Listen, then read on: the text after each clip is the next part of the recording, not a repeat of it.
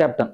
Captain அவர்கள் வந்து அவரு எம்ஜிஆருக்கு ஈக்குவலான ஒரு தங்கமான மனிதர் கேப்டன். ஏன்னா நான் 1978 அவருக்கு நான் கற்றுக் கொடுக்க போகிறேன். அவர் ஃபர்ஸ்ட் 78 நான் பார்க்குறேன். அதுலேருந்து அவர் என்னை எல்லா இடத்துக்கும் என்னை வந்து அவர் கூப்பிடுவார். என் வீட்டுக்கு நான் ஒரு ஜிம்மு திறக்கும்போது பைக்கில் வந்து திறந்தார். அப்போ நடிகர் சங்க தலைவர், மிகப்பெரிய மனிதர், பைக்கில் வந்தார்.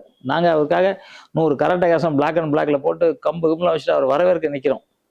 இந்த பக்கம் சைக்கிளில் பைக்கில் ஓடி வந்துட்டார் வீட்டுக்கு. அதனால மனிதன்லாம் பார்க்கவே முடியாது. அப்படி ஒரு நல்ல மனிதன், நல்லவராக இருக்க போய் தான் அந்த இடத்துக்கு அவர் வர முடிஞ்சுச்சு.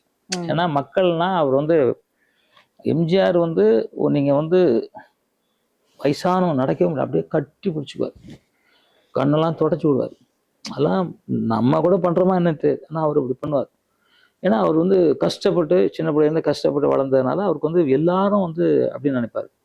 அதான் கேப்டன் அவர்களும் வந்து அதே மாதிரி தான், எல்லாரும் கட்டி பிடிச்சிக்குவார். எதற்கு ஆபத்துனாலும் சரி போய் நிற்பார். சூப்பர் ஸ்டார் ஹாஸ்பிட்டல் அட்மிட் இருக்காரு. ஆஸ்பத்திரியில் ஜனங்க நிற்கிறாங்க, உள்ள குறைய முடியல, போலீஸால கண்ட்ரோல் பண்ண முடியல. ஒரு துண்டை போட்டு போட்டு விட்டுட்டு வாட்ச்மேன் உட்கார இடத்துல உட்காரு யாரு? கேப்டன். கேப்டன். ரஜினிகாந்துக்கும் அவரும் சம ஹீரோ.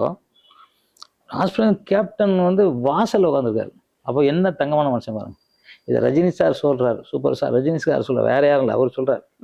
அப்போ அந்த மாதிரி நல்ல மனிதர் அவர். அரசியலுக்கு வந்து மக்களுக்கு நிறைய அவர் செய்யணும்னு நினைச்சாரு. முதலமைச்சர் ஆகலைனாலும் இன்னைக்கு நீங்க இடம் பிடிச்சிருக்காரு எல்லாத்துக்கிட்டும்.